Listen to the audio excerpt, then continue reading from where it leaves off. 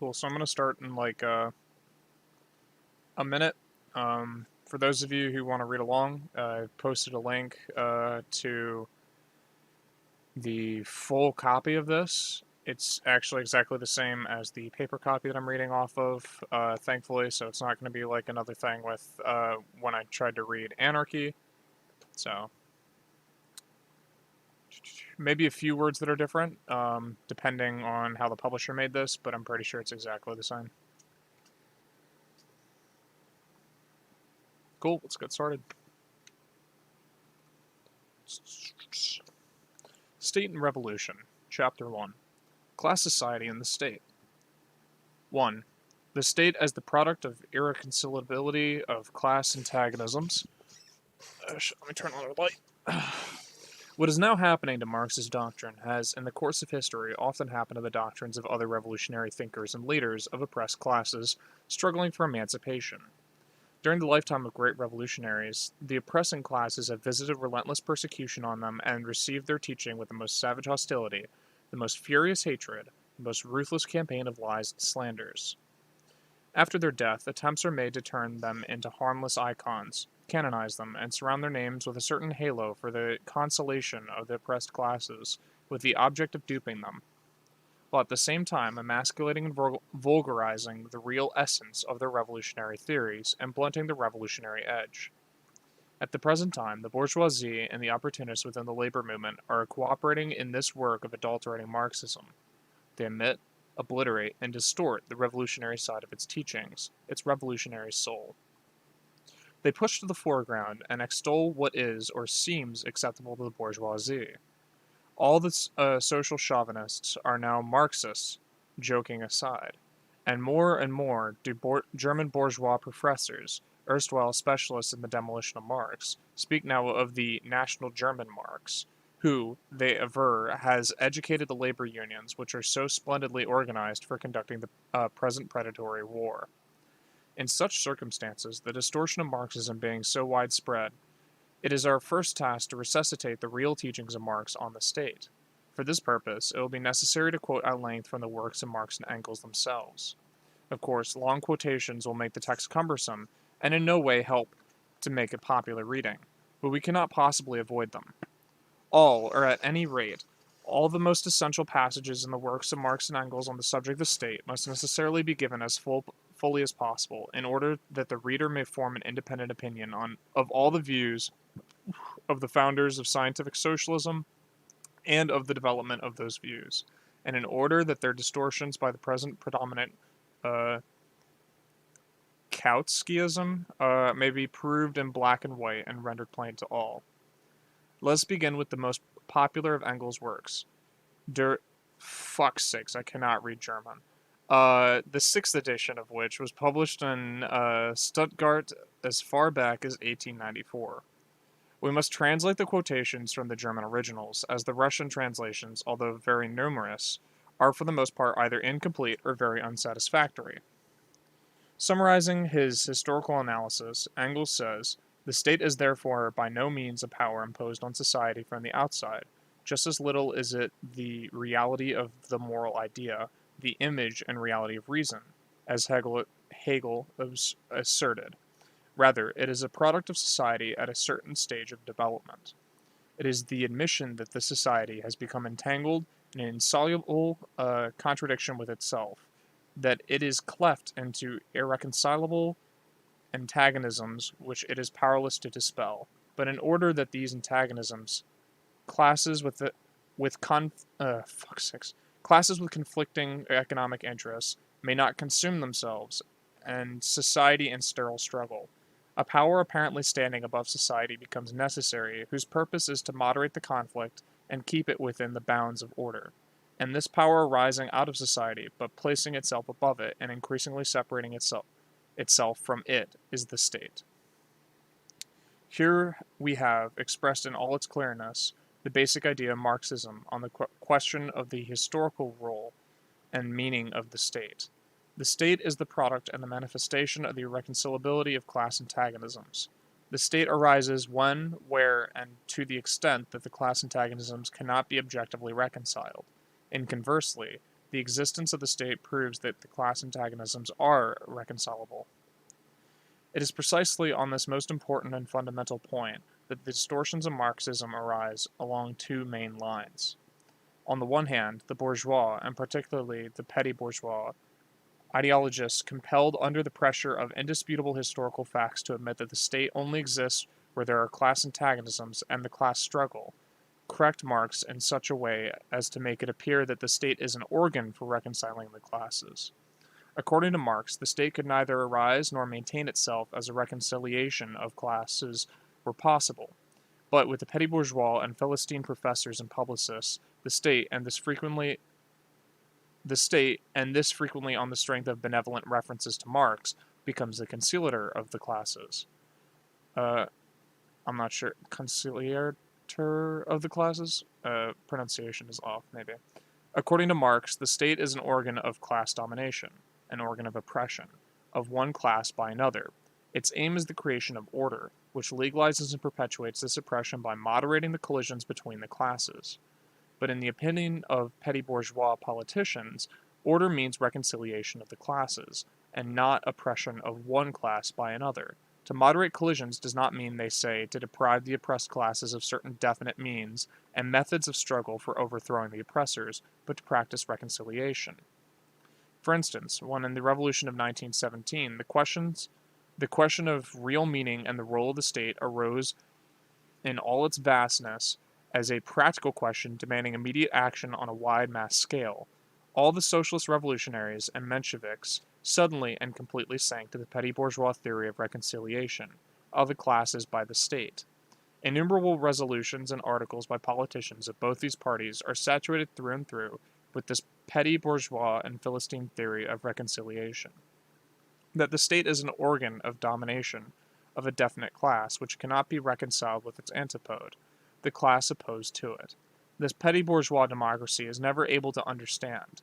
Its attitudes towards the state is one of the most telling proofs that our socialist revolutionaries and Mensheviks are not socialists at all, which we Bolsheviks have always maintained, but petty bourgeois Democrats with a near socialist phraseology. On the other hand, Trotskyist distortion of Marx is far more subtle. Theoretically, there is no denying that the state is an organ of class domination, or that class antagonisms are irreconcilable. But what is forgotten or glossed over is this. If the state is the product of the irreconcilable character of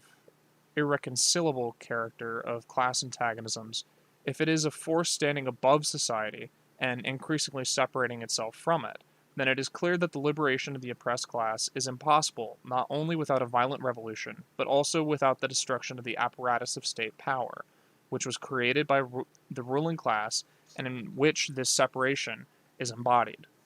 As we will later see, Marx drew this theoretically self-evident conclusion from a concrete historical analysis of the problems of revolution, and it is exactly this conclusion which Trotsky, as we shall show fully in our subsequent remarks, has forgotten and distorted.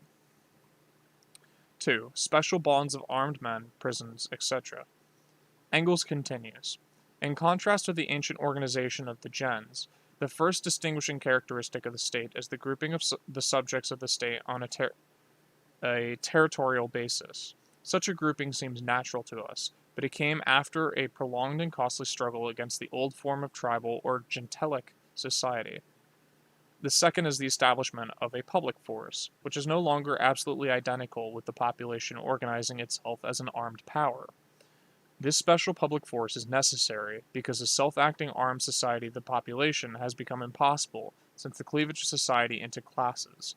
This public force exists in every state. It consists not merely of armed men, but of material appendages, prisons, and repressive institutions of all kinds, of which gentilic society knew nothing. Engels develops the conception of that power which is termed the state, a power rising from society but placing itself above and becoming more and more separated from it. What does this power mainly consist of? It consists of special bodies of armed men who have at their disposal prisons, etc.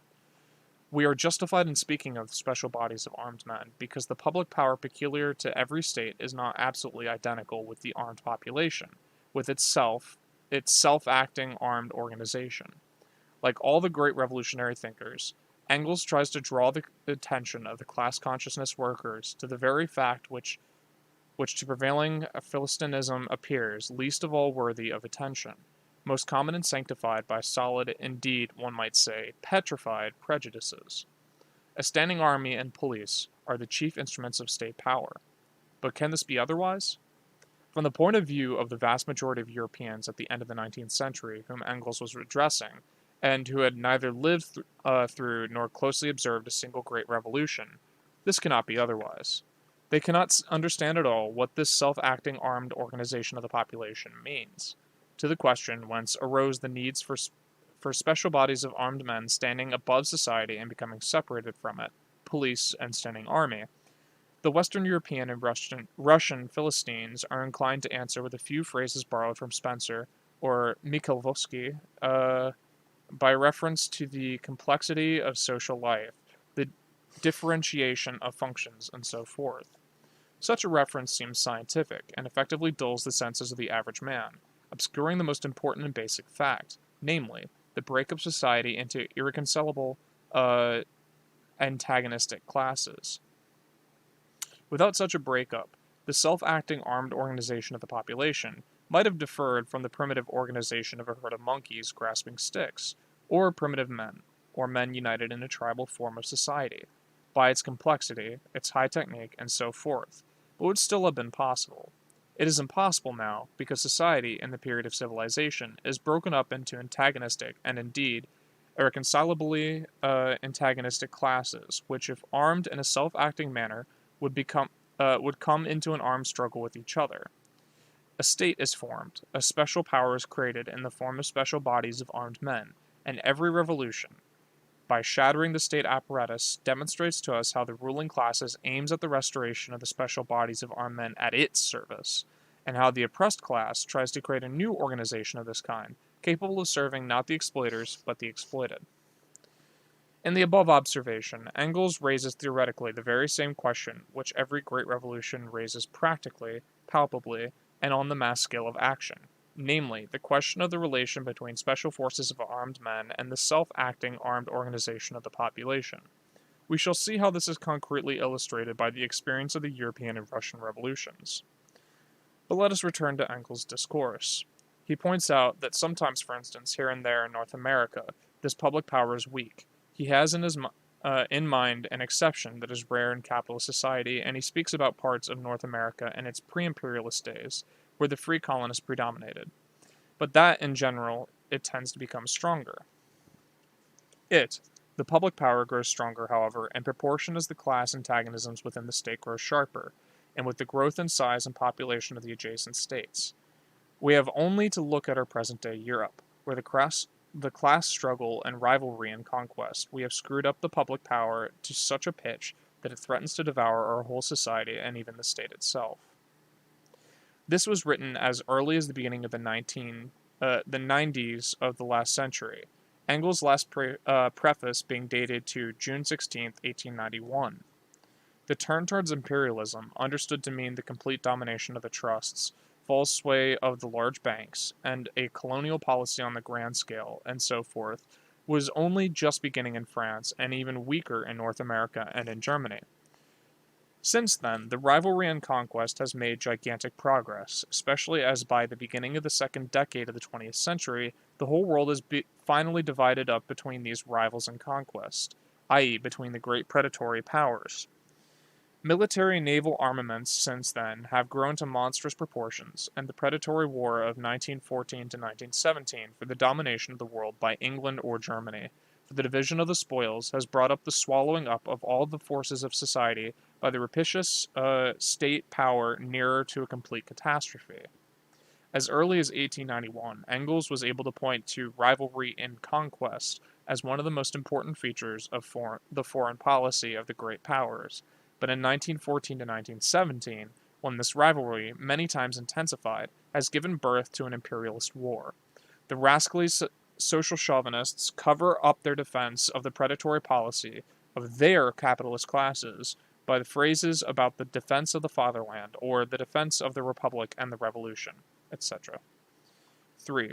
The state as an instrument for the exploitation of the oppressed class.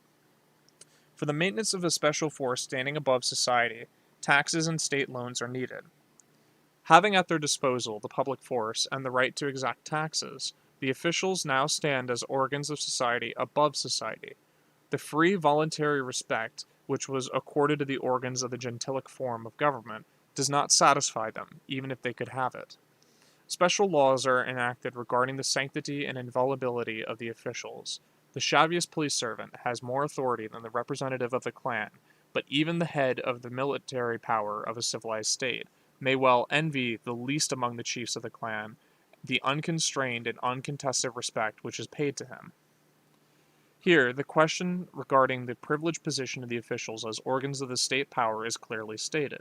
The main point is indicated as follows. What is it that places them above society? We shall see how this theoretical problem was solved in practice by the Paris Commune in 1871 and how it was slurred over in reactionary manner by Kautsky in 1912. As the state arose out of the need to hold class antagonisms in check, but as it at the same time arose in the midst of the conflict of these classes, it is as a rule the state of the most powerful economically dominant class, which by virtue thereof becomes also the dominant class politically, and thus acquires new means of holding down and exploiting the oppressed class. Not only the ancient and feudal states were organs of exploitation of the slaves and serfs, but the modern representative state is the instrument of the exploitation of wage labor by capital. By way of exception, however, there are periods when the warring classes so nearly attain equilibrium that the state power, ostensibly appearing as a mediator, assumes for the moment a certain independence in relation to both. Such were, for instance, the absolute monarchies of the 17th and 18th centuries, the Bonapartism of the First and Second Empires in France, and the Bismarck regime in Germany. Such, we may add, is now the Kerensky government in Republican Russia, after its shift to persecuting the revolutionary proletariat, at a moment when the Soviets, thanks to the leadership of the petty bourgeois Democrats, have already become impotent, while the bourgeoisie is not yet strong enough to disperse them outright. In a democratic republic, Engels continues, wealth wields its power indirectly, but all the more effectively. First, by means of direct corruption of the officials, America; second, by the means of the alliance of the government with the stock exchange, France and America. At the present time, imperialism and the domination of the banks have developed to an unusually fine art both these methods of defending and asserting the omnipotence of wealth in democratic republics of all descriptions. If, for instance, in the very first months of the Russian Democratic Republic, one might say during the honeymoon of the union of the socialist revolutionaries and Mensheviks with the bourgeoisie, Mr. Palchinsky obstructed every measure in the coalition cabinet restraining the capitalists and their war profiteering, their plundering of the public treasury by means of army contracts, and if after his resignation, Mr. Palchinsky, replaced of course by an exactly similar Palchinsky, was rewarded by the capitalists with a soft job carrying a salary of 120,000 rubles per annum. What was this? Direct or indirect bribery? A league of the government with its capitalist syndicates, or only friendly relations? What is the role played by the Chernovs? There's like 4 Russian names that I cannot pronounce for the life of me. Are they the direct or only the indirect allies of the millionaire treasury looters? The omnipotence of wealth is thus more secure in a democratic republic, since it does not depend on the poor political shell of capitalism. A democratic republic is the best possible political shell for capitalism, and therefore, once capital has gained control, through the Palchinskys, Chernovs, Tseretellis and company, of this very best shell, it establishes its power so securely, so firmly, that no change, either of persons or institutions or parties of the bourgeois republic can shake it. We must also note that Engels quite definitely regards universal suffrage as a means of bourgeois domination. Universal suffrage, he says, obviously summing up the long experience of the German social democracy, is an index of the maturity of the working class. It cannot and never will be anything else but that in the modern state.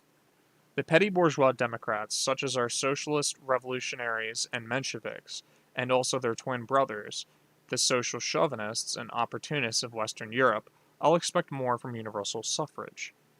They themselves share and instill into the minds of the people the wrong idea that universal suffrage in the modern state is really capable of expressing the will of the majority of the toilers and of assuring its realization. We can here only note this wrong idea, only point out that this perfectly clear and exact concrete statement by Engels is distorted at every step in the propaganda and agitation of the official, i.e., opportunist socialist parties. A detailed analysis of all the falseness of this idea, which Engels brushes aside, is given in our further account of the views of Marx and Engels on the modern state. A general summary of his views is given by Engels in the most popular of his works in the following words. The state, therefore, has not existed from all eternity. There have been societies which have managed without it, which had no conception of the state and state power. At a certain stage of economic development, which was necessarily bound up with the cleavage of society into classes, the state became a necessity owing to this cleavage. We are now rapidly approaching a stage in the development of production at which the existence of these classes has not only ceased to to be a necessity, but is possibly becoming a hindrance to production. They will disappear as inevitably as they arose at an earlier stage. Along with them, the state will inevitably disappear. The society that organizes production anew on the basis of a free and equal association of the producers will put the whole state machine where it will then belong, in the Museum of Antiquities, side by side with the spinning wheel and the bronze axe. It is not often that we find this passage quoted in the propaganda and agitation literature of contemporary social democracy.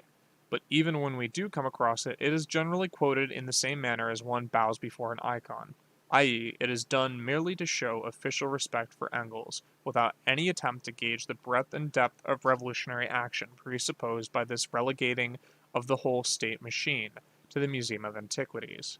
In most cases, we do not even find an understanding of what Engels calls the state machine. Alright, I'm gonna take a quick drink.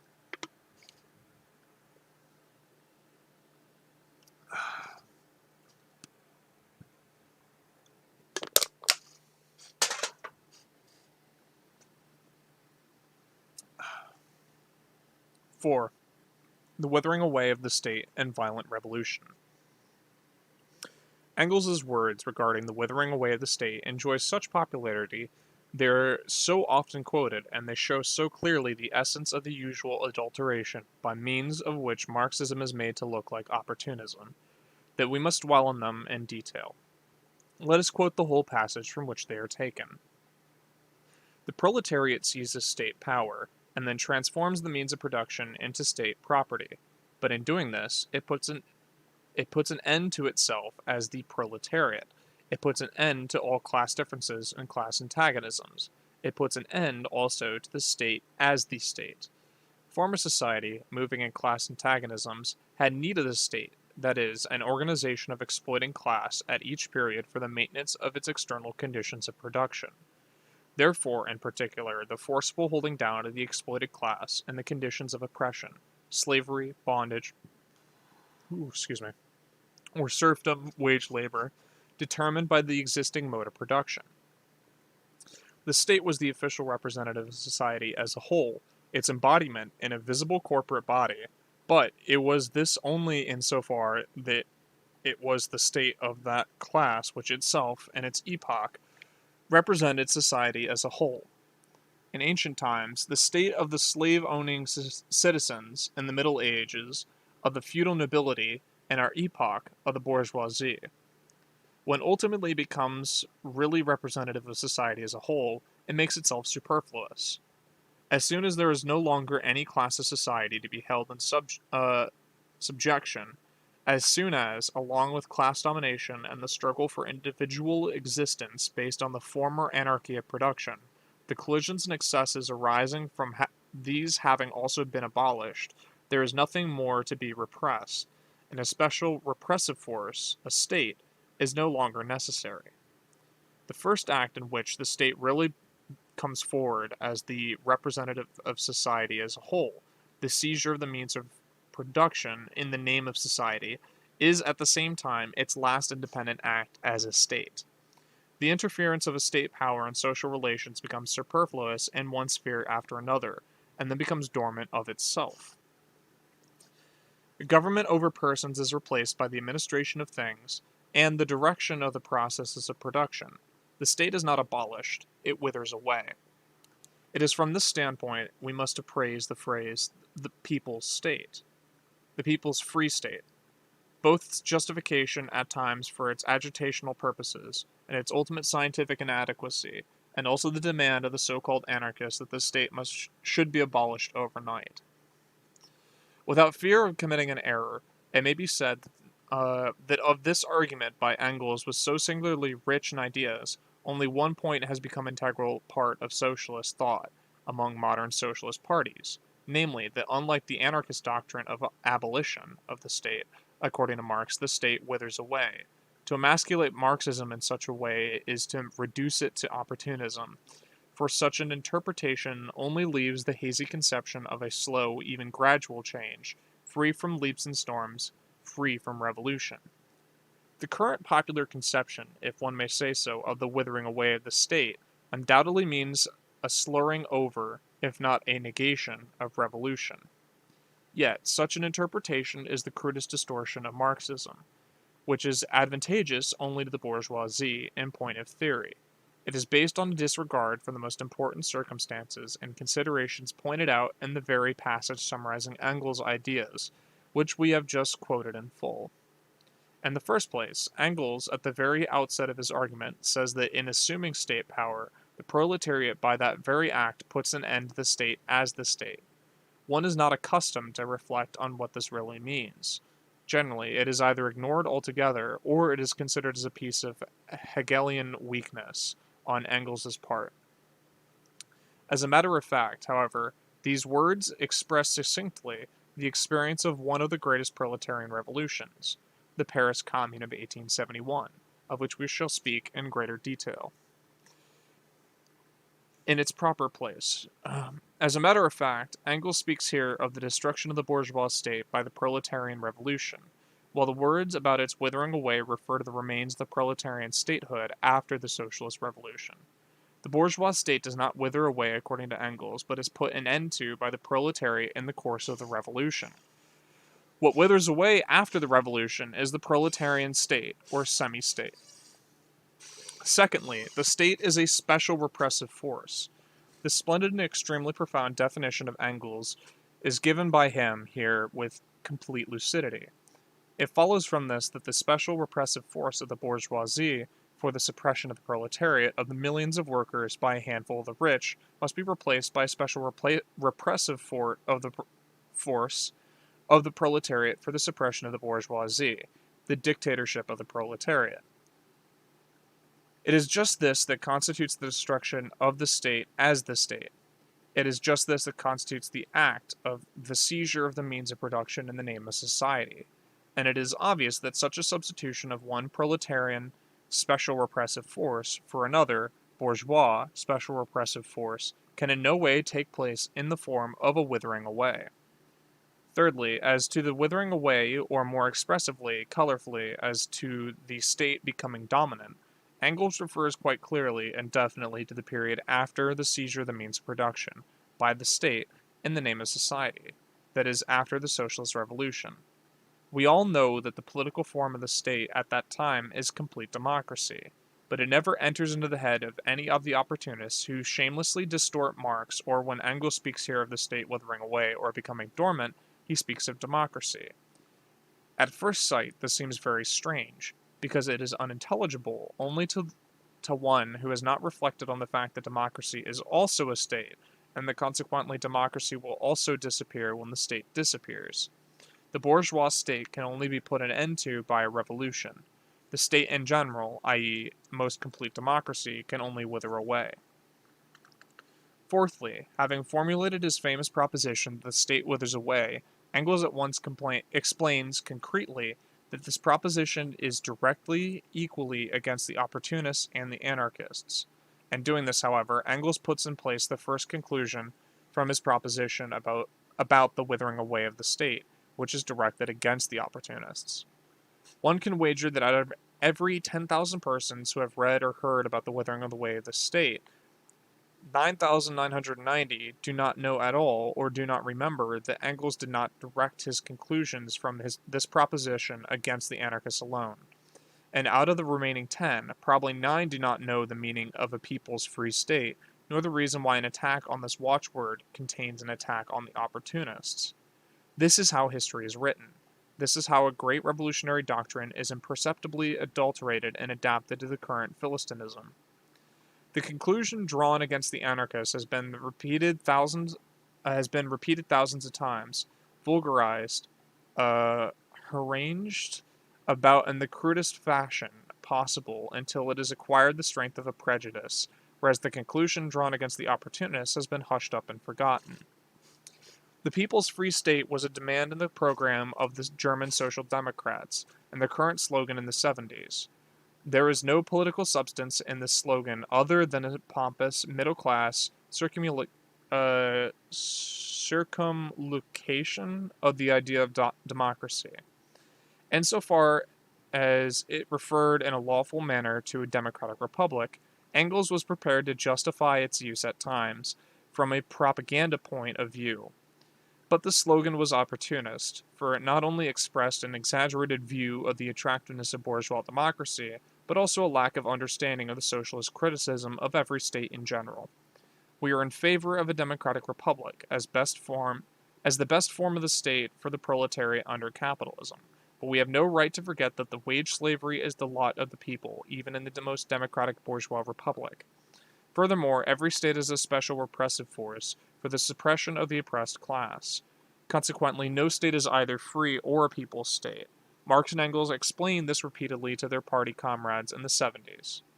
Fifthly, in the same work of Engels, from which every one remembers his argument on the withering away of the state, there is also a disquisition on the significance of a violent revolution. The historical analysis of its role becomes, with Engels, a veritable panegyric on violent revolution. This, of course, no one remembers. To talk or even to think of the importance of this idea is not considered good form by contemporary socialist parties, and in the daily propaganda and agitation among the masses, it plays no part whatever. I think that's supposed to be whatsoever. Yet it indissolubly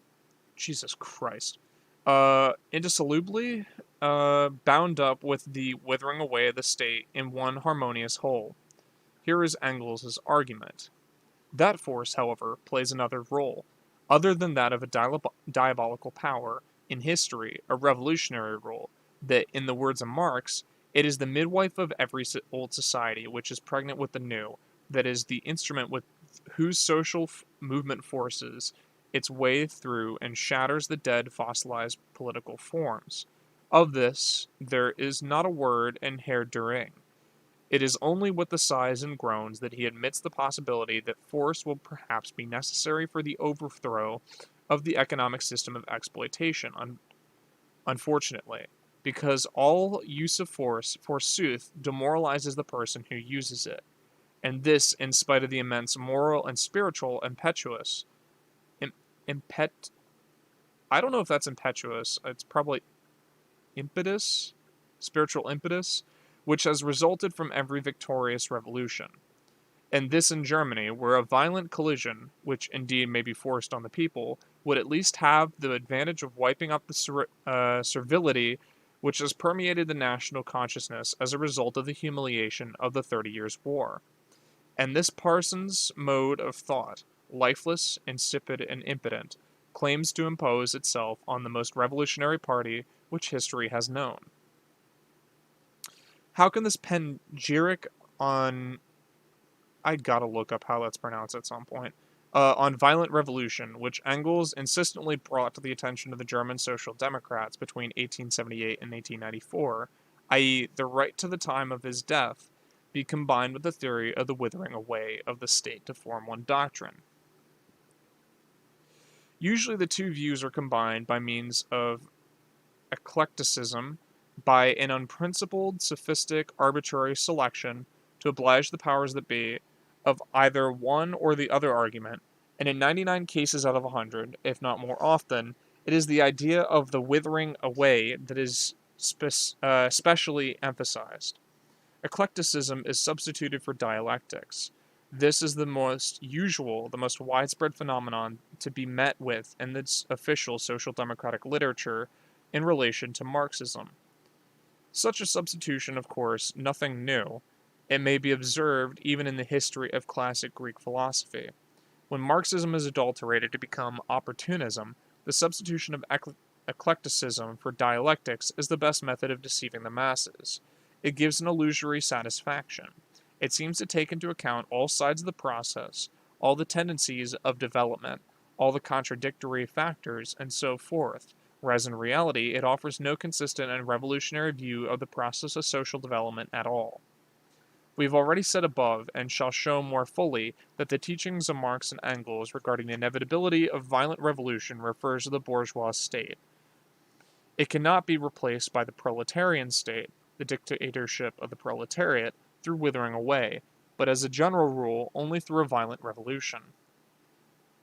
The panegyric sung in its honor by Engels and fully corresponding to the repeated declarations of Marx, remembering the concluding passages of The Poverty of Philosophy and the Communist Manifesto, with its proud and open declaration of the inevitability of a violent revolution, remembering Marx's critique of the Gotha program of 1875, in which almost 30 years later he mercilessly castigates the opportunist character of that program. This praise is by no means a mere impulse, a mere declamation, or polemical sally.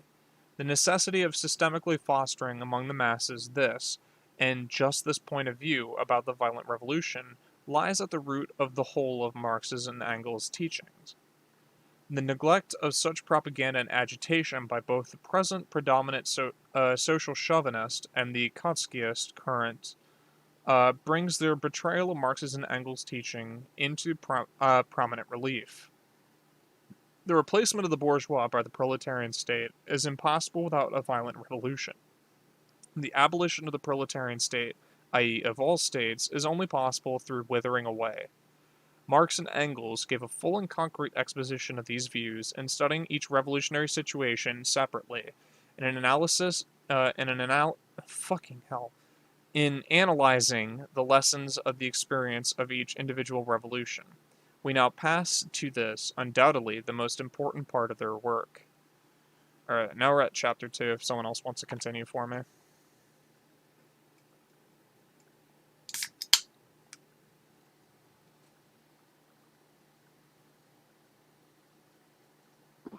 I can.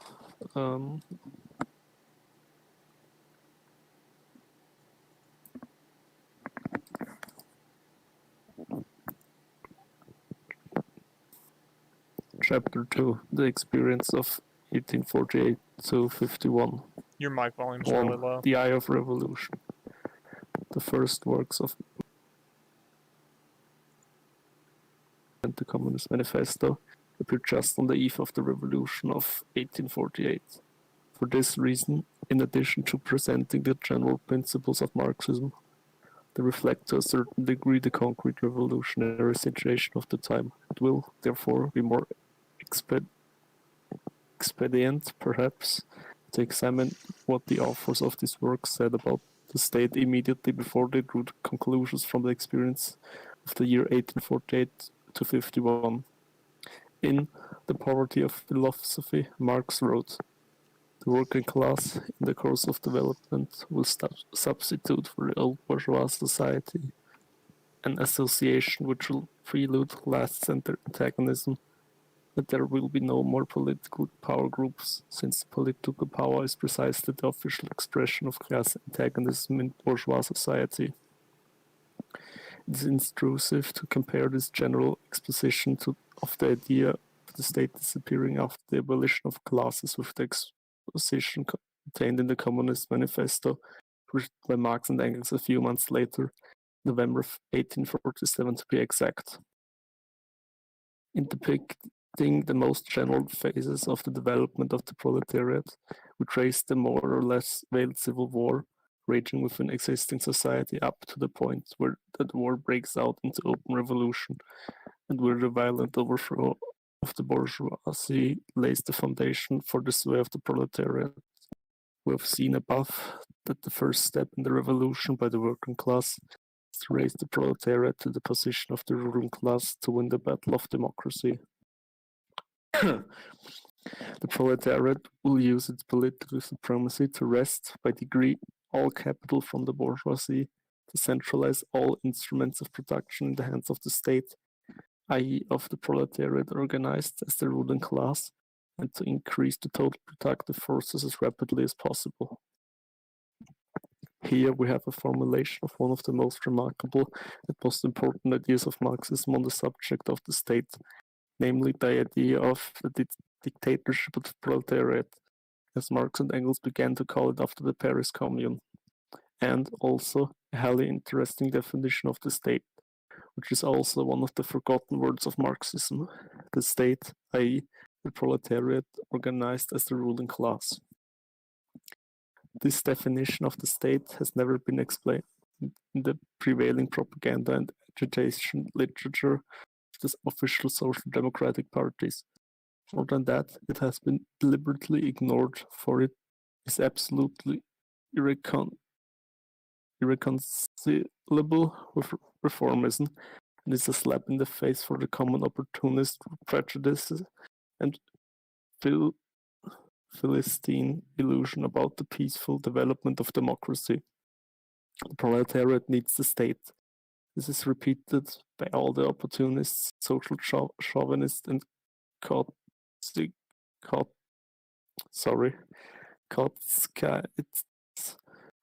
who assure us that this is what Marx taught. But they forget to add that, in the first place, according to Marx, the proletariat needs only a state which is withering away, i.e. a state so constituted that it begins to wither away immediately and cannot but wither away. And secondly, the working people need a state, i.e. the proletariat organized as the ruling class. The state is a special organization of force. It is an organization of violence for the suppression of some class. What class must the proletariat suppress? Naturally, only the exploiting class, i.e. the bourgeoisie. The working people need the state only to suppress the resistance of the exploiters, and only the proletariat can direct this suppression, can carry it out.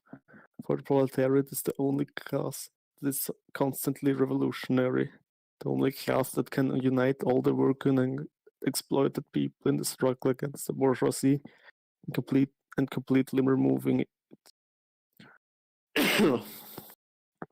The exploiting classes need political rule to maintain exploitation, i.e. in the selfish interest of an insignificant minority against the vast majority of all people. The exploited classes need political rule in order to completely abolish all exploitation, i.e. the interest of the vast majority of the people, and against the insignificant minority consisting of the modern slave owners, the landowners, and capitalists. The petty bourgeois Democrats, the sham socialists who replaced the class struggle by dreams of class harmony, even pictured the socialist transformation in a dreamy fashion, not as the overthrow of the rule of the exploiting class, but as the peaceful submission of the minority to the majority, which has become aware of its aims. This petty bourgeois utopia, which is inseparable from the idea of the state being above classes, led in practice to the betrayal of the interests of the working class, as was shown, for example, by the history of the French revolutions of 1848 and 1871, and by the experience of socialist participation in bourgeois cabinets in Britain, France, Italy, and other countries at the turn of the century. All his life, Marx fought against this petty bourgeois socialism, now revived in Russia by the socialist revolutionary Bolshevik parties. He developed his theory of the class struggle consistently down to the fear of political power of the state. The overthrow of bourgeois rule can be accomplished only by the proletariat, the particular class whose economic conditions of existence prepared for this task and provided with the possibility and the power to perform it. All the bourgeoisie break up and disintegrate the peasantry and all the petty bourgeois groups. They weld together, unite, and organize the proletariat. Only the proletariat, by virtue of the economic role it plays in a large-scale production, is capable of being the leader of all the working and exploited people. The bourgeois exploit, oppress, and crush, often not less but more than they do the proletarians, but who were incapable of waging an independent struggle for their emancipation. The theory of class struggle, applied by Marx to the question of the state and the socialist revolution, leads as a matter of course to the recognition of the political rule of the proletariat, of its dictatorship, i.e., of undivided power directly backed by the armed force of the people. The overthrow of the bourgeoisie can be achieved only by the proletariat becoming the ruling class, capable of crushing the inevitable and desperate resistance of the bourgeoisie, of organizing all the working and exploited people for the new economic system. The proletariat needs state power, a centralized organization of force and organization of violence, both to crush the resistance of the exploiters and to lead the enormous masses of the population, the peasants, the petty bourgeoisie, and semi-proletarians, in the work of organizing a socialist economy. By educating the Workers' Party, Marxism educated the vanguard of the proletariat, capable of assuming power and leading the whole people to socialism, of directing and organizing the new system, of being the teacher, the guide, the leader, all the working and exploited people in organizing their social life without the bourgeoisie and against the bourgeoisie. By contrast, the opportunism now prevailing trains the members of the Workers' Party to be the representatives of the better paid workers who lose touch with the masses, get along fairly well under capitalism, and sell their birthright for a mass of pottage, i.e., renounce the role as a revolutionary leaders of the people against the bourgeoisie. Marx's theory of the state, i.e., the proletariat organized as a ruling class, is inseparably bound up with the whole of his doctrine of the revolutionary role of the proletariat in history. The culmination of this rule is the proletarian dictatorship, the political rule of the proletariat. But since the proletariat needs the state as a special form of organization of violence against the bourgeoisie, the following conclusion suggests itself. It is conceivable that such an organization can be created without first abolishing, destroying the state machine created by the bourgeoisie for themselves. The Communist Manifesto leads straight to this conclusion. And it is this conclusion that Marx speaks when summing up the experience of the revolution of 1848 to 51. Chet, can you pick up because I need to get something to drink?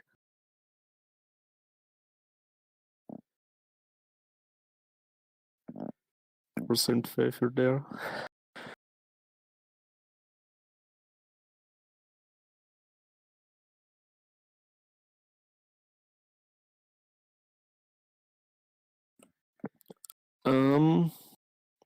We're at number 2, the revolution summed up.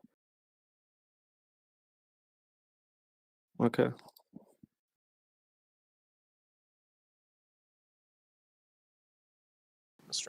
Okay.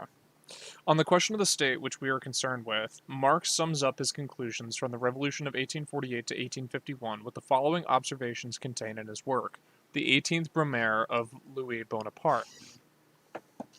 But the revolution is thorough. It is still on its way through purgatory. It is completing its task methodically.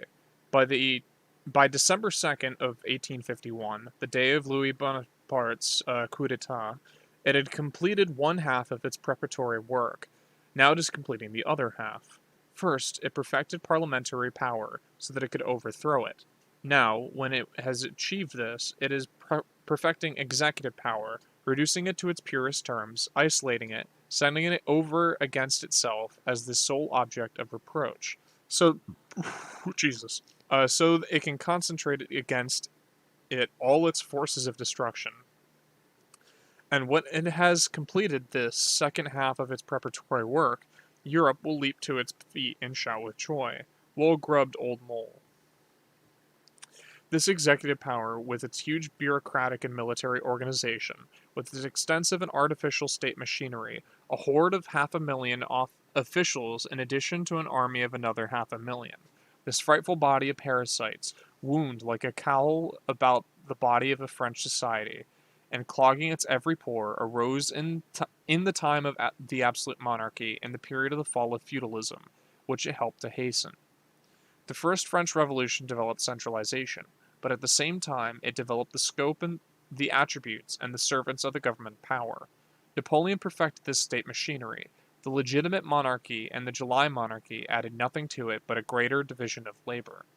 Finally, in its struggle against the revolution, the parliamentary republic found itself compelled to strengthen with its repressive measures the resources and the centralization of the government power. All the revolutions brought this machine to a greater perfection, instead of breaking it up. The parties which are alternately contended for supremacy looked on the capture of the state edifice as the chief spoils of the victor. In this remarkable passage, Marxism makes a tremendous step forward in comparison with the position of the Communist Manifesto. There, the question of the state still is treated extremely in the abstract, in the most general terms and expressions. Here, the question is treated in a concrete manner, and the conclusion is most precise, definite, practical, and palpable. All revolutions which have taken place up to the present have helped to perfect the state machinery, whereas it must be shattered, broken to pieces. This conclusion is the chief and fundamental thesis in the Marxist theory of the state. Yet it is this fundamental thesis which has been not only completely forgotten by the dominant official social democratic parties, but also directly distorted, as we shall see later, by the foremost theoretician of the Second International, K. Kautsky.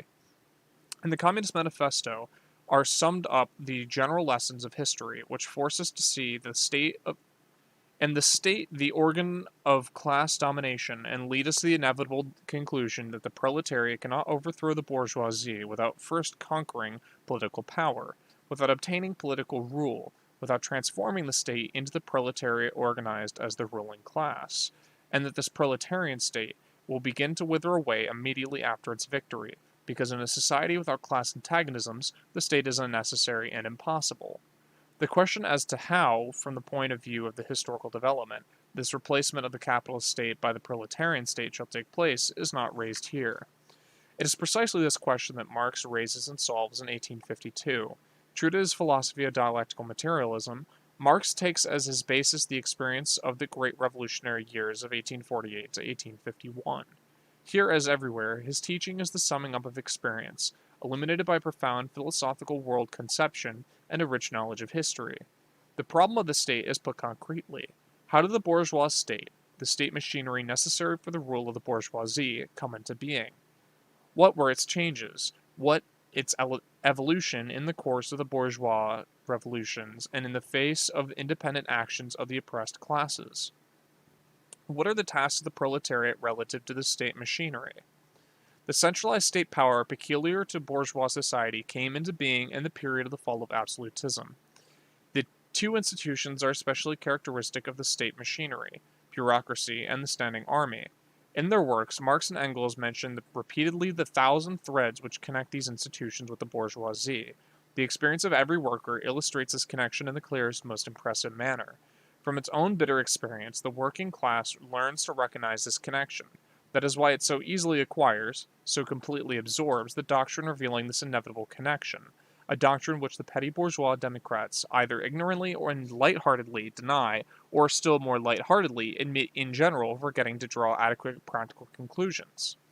Bureaucracy and the standing army constitute a parasite on the body of bourgeois society, a parasite born of the internal antagonisms which tear that society asunder, but essentially a parasite clogging every pore of existence. The Kautskyist opportunism prevalent at present within social democracy considers this view of the state as parasitic organism to be the peculiar and exclusive property of anarchism. Naturally, this distortion of Marxism is extremely useful to the Philistines who have brought socialism to the unheard of disgrace of justifying and embellishing the imperialist war by applying to it the term national defense, but nonetheless, It is an absolute distortion. The development, perfecting and strengthening the bureaucratic and military apparatus has been going on through all the bourgeois revolutions of which Europe has seen so many since the fall of feudalism. It is particularly the petty bourgeoisie that is attracted to this side of the big bourgeoisie, and its allegiance largely by the means of this apparatus, which provides the upper strata of the peasantry, small artisans, and tradesmen with a number of comparatively comfortable, quiet, and respectable berths, raising their holders above the people. Consider what happened in Russia during the 6 months following March 12, 1917. The government posts, which hitherto has been by preference to members of Black Hundreds, now become the booty of cadets, Mensheviks, and SRs. Nobody really thought of any serious reform. They were to be put off until the Constituent Assembly, which in its term was eventually to be put off until the end of the war. But there was no delay, no waiting for Constituent Assembly in the matter of dividing the spoils, of getting the hold of the berths of ministers, assistant ministers, governor-generals, etc., etc. The game that went on of changing the combination of persons forming the provisional government was, in essence, only the expression of this division and redivision of the spoils, which was going on high and low throughout the country, throughout the central and local government. The practical results of the 6 months between March 12th and September 9th, 1917, beyond all dispute are reforms shelved, distribution of officials' berths accomplished, and mistakes in the distribution corrected by a few redistributions. But the longer the process of reapportioning the bureaucratic apparatus among the various bourgeois and petty bourgeois parties, among the cadets, SRs, and Mensheviks, if we take the case of Russia, goes on, the more clearly the oppressed classes, with the proletariat at their head, realize that they are irreconcilably hostile to the whole of the bourgeois society. Hence the necessity of all bourgeois parties, even for the most democratic and revolutionary democratic among them, to increase the repressive measures against the revolutionary proletariat, to strengthen the apparatus of repression, i.e. the same state machinery. Such a course of events compels the revolution to concentrate all its forces of destruction against the state power, and to regard the problem as one, not of perfecting the machinery of the state, but of breaking up and annihilating it. This was not logical theorizing, but the actual course of events, the living experience of 1848 to 1851, that produced such a statement of the problem. To what extent Marx held strictly to the solid ground of historical experience, we can see from the fact that in 1852, he did not, as yet, deal concretely with the question of what was to replace the state machinery that was to be destroyed. Experience had not yet yielded material for the solution of this problem, which history placed on the order of the day later on in 1871. What could be laid down in 1852 with the accuracy of observation characterizing the natural sciences was that the proletarian revolution had approached the task of concentrating all its forces of destruction against the state, of breaking up the governmental machinery. Here the question may arise, is it correct to generalize the experience, observations, and conclusions of Marx to apply them to a wider field than the history of France during the 3 years of 1848 to 1851? To analyze this question, let us recall first of all at a certain remark of Engels, and then proceed to examine the facts. France, wrote Engels in his introduction to the third edition of 18th Brumaire, is the country where, more than anywhere else, historical class struggles have been always fought through to a decisive conclusion, and therefore were also the changing political forms within the struggles developed, and in which the results were summed up, were stamped in sharpest outline. The center of feudalism in the Middle Ages, the model country, since the Renaissance, of a rigidly unified monarchy, and the Great Revolution, France shattered feudalism and established the unadulterated rule of the bourgeoisie in a more classical form than any other European country.